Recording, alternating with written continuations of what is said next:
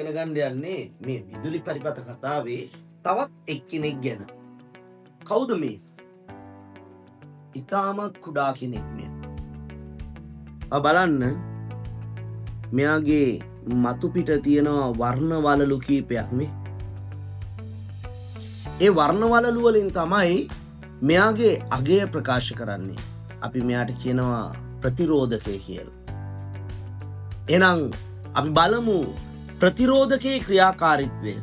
ඇත්තටම ප්‍රතිරෝධකයෙන් වෙන්නේ විදුලියේ ගමනට බාධාවක් ඇති වෙන එක. එහෙනම් මම ප්‍රතිරෝධක කීපයක් පිළිවෙලකට සම්බන්ධ කරගෙන තියෙනවා. එහෙනම් අපි බලමු විදුලිය බාධාවක් ඇති කරද්දී බල්බයට, මෙතන අපි ගත්ත LED බල්බයක්, LED බල්බේ ක්‍රියාකාරීත්වය ඊට පස්සේ අපි මේ කතාව තවදුරටත් අරන් යමු. එහෙනම් අවසාන අග්‍රයට ඔයාලට පේනවාද බල්බේ ඉතාමත් පොඩි ප්‍රමාණයක් දැල් වෙන්නේ? ඊට වඩා ටිකක් වැඩි. ඊටත් වඩා ටිකක් වැඩි. ඊට වැඩි. ගොඩක්ම වැඩි.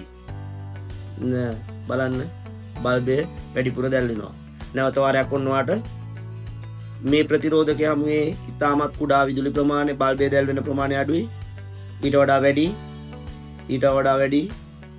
ඊටත් වඩා වැඩි. බලන්න ඊටත් වඩා වැඩිපුර බල්බේ දැල් වෙනවා. බල්බේ දීප්තිමත්ව දැල් වෙනවා. එහෙනම් අපි මේකෙදි අධ්‍යයනය කරේ ප්‍රතිරෝධකවල ක්‍රියාකාරීත්වය.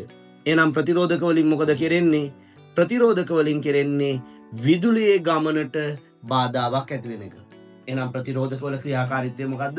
විදුලියේ ගමනට බාධාව ඇති කරන එක.